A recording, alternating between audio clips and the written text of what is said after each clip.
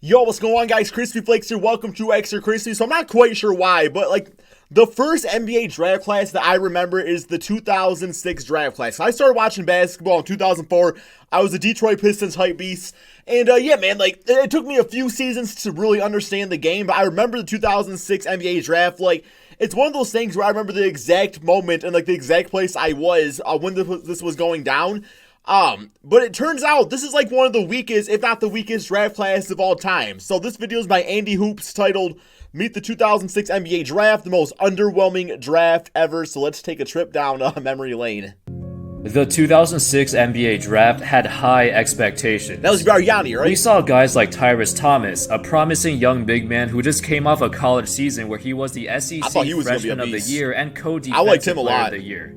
Adam Morrison, who spent 3 years at Gonzaga and had one of the best college seasons of all time in his third year, leading the NCAA in scoring with over 28 points per game. Bird comparison. Sheldon Williams, a fundamentally Sheldon Williams! I forgot about this. Did he marry Candace Parker, I think? Skilled big man with incredible physical tools, measuring at 6'9" with a 7'4" wingspan. Damn, dude. Brandon Roy, who should have been the best player in this draft, but yeah, the injuries and degenerative knees killed his career. He was a beast, though. And Andrea Bargnani, the ¡1 pick who many believed would become the next Dirk Nowitzki, but that obviously didn't work out. He wasn't a bad player, though. He wasn't horrible. My name's Andy, and recently I made a video about the 2000 draft, which I believe is the worst of all time. But at the same time, the general consensus was that the 2000 draft class was kinda weak to begin with. Now, we're gonna take a look at a draft that was supposed to have high expectations coming into it, but over a decade later, most of the top draft picks are long gone, for one reason or another. And in my opinion, this is the most underwhelming draft ever. So I mentioned a couple of players earlier who were some of the biggest names of the draft, but unfortunately, they did not meet their expectations. Who did though? Who were the really good players out of it? Brandon Roy, who was a 3-time All-Star before the age of 25. If he didn't have knee problems, he could have had the best career out of anyone else in this draft, but it happens. He'd still be playing right now. Now let's take a look at the other great players who've had the best careers and they're still relevant today.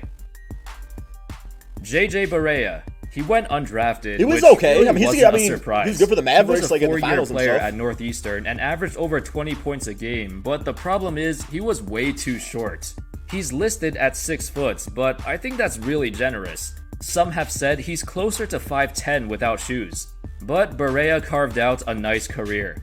After participating in the Summer League and impressing the Mavericks during his workouts, they instantly signed him and he managed to play 33 games in his rookie season.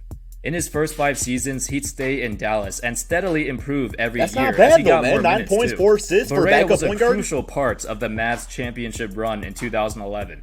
In the last 2 games of the finals, he scored 17 points in Game 5 and 15 points in Game 6. And at times, he actually looked unstoppable.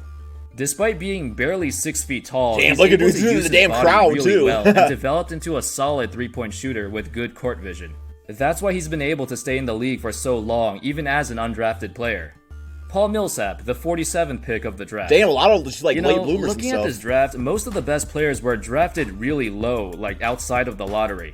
In Millsap's case, the main reason he went so low was because he was really undersized, yet played like a traditional big man. Usually, that's a bad combination that doesn't work well in the NBA. In college at Louisiana Tech, he was a phenomenal low post scorer and rebounder. But at the draft combine, he measured at just 6'6" without shoes on. Damn, dude, for a center though? Pretty much scared away so many teams from drafting Charles Barkley was short. In fact, I saw a mock draft recently and he wasn't even projected to get drafted at all. Not even in the second round. But with that being said, Millsap overcame all of that. He made up for his lack of size with his toughness and strength. He played for the Hawks, right? He has some good seasons on the Hawks, I believe. Also, he was the best player on that Hawks team that won 60 games in 2015. I thought so. I forgot about that season he for some reason. expanded his game over the years and became a solid shooter and good passer, although his 3-point shot is still inconsistent. PJ Tucker, the 35th pick of the draft. Solid 3 and D guy. I'm willing to bet most of you didn't know Tucker was even in the 2006 draft, but he was. He was even a teammate of LaMarcus Aldridge in college, and even recorded better numbers than him. Damn, 16 points, 10 rebounds, 3 assists. So why did he go 35th in the draft while Aldridge went 2nd? Well, just like with Millsap, Tucker was really undersized. He played like a power forward, but he was 6'5", and nobody thought his skill set would translate to the NBA. For the most part, the scouts would be correct, because Tucker played only 17 games in his rookie season, and then for the next 5 years, he played overseas, in Europe. It wasn't until 2012 when he finally got his chance to return and join the Phoenix Suns. By that time, he drastically expanded his game, developing the skills necessary to play on the wings. But it's his defense that everybody praises him for. He's a really good defender who can guard 3 or 4 different positions, and that's the main thing that helped him get back into the NBA. Kyle Lowry, the 24th pick. 24th pick for Kyle Lowry? I'm sure we all know about Lowry, but in his first few seasons, it was kinda rough. He was primarily a backup point guard, but eventually... This is insane, man. This just goes to show, while the NBA draft is important, I mean... Look at this. We got guys undrafted. We got guys going in the second round. Guys that are not in mock drafts. This is insane, man. Kyle Lowry is an all-star point guard. He became good enough in Houston to grab the starting spots. I mean, 24th ain't too bad, though. He loved Houston and wanted to stay there for a long time. Lowry blossomed under coach Rick Adelman, but when Kevin McHale became the new coach, they didn't get along very well. Lowry said, quote, "Things are a lot stricter with McHale, and with Rick, things are a lot different. Offensively, defensively, I was really successful with Kevin McHale, but I just didn't do it the right way. If I did it the right way, I would still be in Houston." Regardless, the Rockets moved on from Lowry, as they were going in a different direction. Him and James Harden would have been nice, though. Rajon Rondo, the 21st pick. Another well-known player. Yeah, I remember so much when Rondo was, drafted by the Celtics. I don't remember who was drafted by the Celtics, but I remember, his early days with the Celtics. Just, this guy got freaking destroyed so much of the media. They were like, he's not going to lead the big three, and he turned out being, in some cases, may play a lot better than some of the guys in the big three at times. Who we're all familiar with. Throughout his career, Rondo has been known as one of the smartest players ever.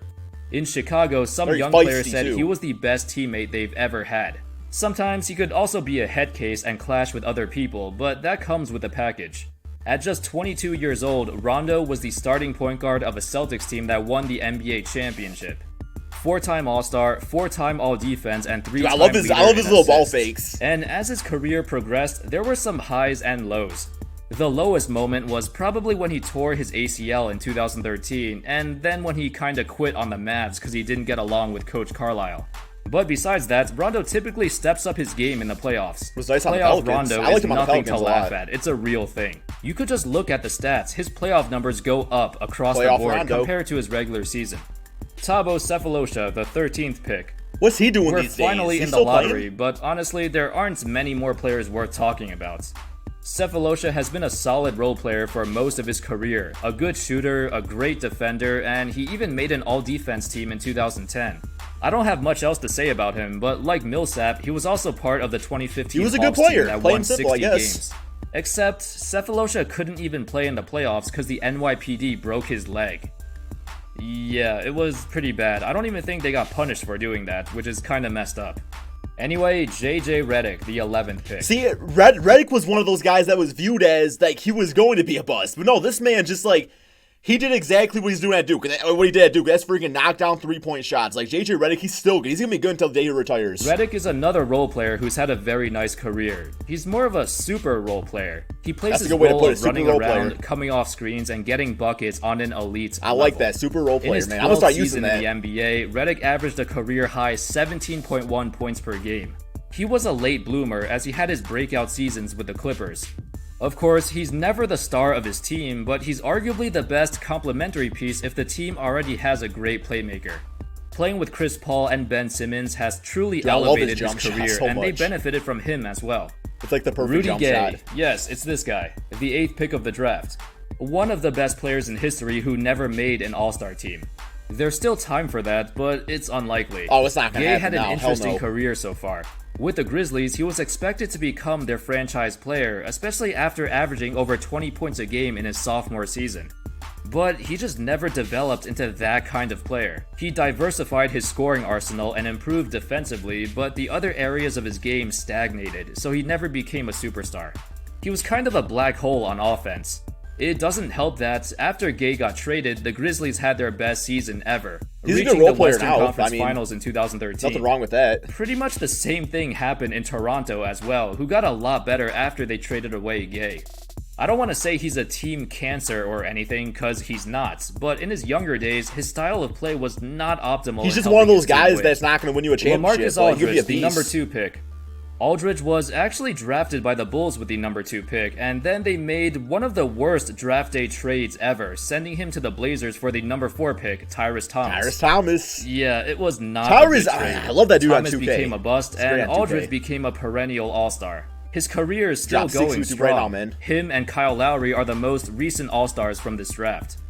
During an era where post-play and the mid-range shot is going out of fashion, Aldridge has completely ignored the trend. And he continues to play the way he's most comfortable with. Nothing wrong with that, I don't think. That's pretty much it. Those were the best and worst players of the draft. I'll show you some other photos of players who were in this draft that you might recognize. Here we go. Jordan Farmar, Ronnie Brewer, Sean Williams. I liked Ronnie Brewer. He was a nice defensive player for the Utah Jazz. Who was this? Steve Novak, Shannon Brown, sniper, Shannon Brown, James White, Boobie Gibson, Ryan Hollins, Lou Amundsen, Chris Copeland, Randy Foye, and was CJ nice. Watson. The way this draft turned out was really underwhelming, especially at the I will say there's a lot of busts in this, but I would also almost argue too that this is like the draft of the role player. Like there's a lot of solid role players top of the draft that were on here. Guys like Tyrese Thomas, Adam Morrison, Sheldon Williams, even Andrea Bargnani, they were all busts or had underwhelming careers. There was good talent near the later part of the draft, but overall, 2006 was not a great year. Okay, so that is the end of the video right there, guys. I mean, I think it's interesting to look at stuff like this just because, I don't know, man. Like I was saying, like it was the draft of the role players. Like, yes, a lot of these guys didn't pan out, but there's still a ton of names that we recognized and were big parts to, playoff teams and championship teams. There's nothing wrong with that, I don't think. So, yeah, it's not always going to be the 2003 draft class, but at the same time, you do kind of, Rodney Carney, I remember that guy too, man. A lot of names I just recognize. But yeah, I hope you guys all enjoyed this video. Link to Andy Hoops channel in the description below. Peace out, my friends.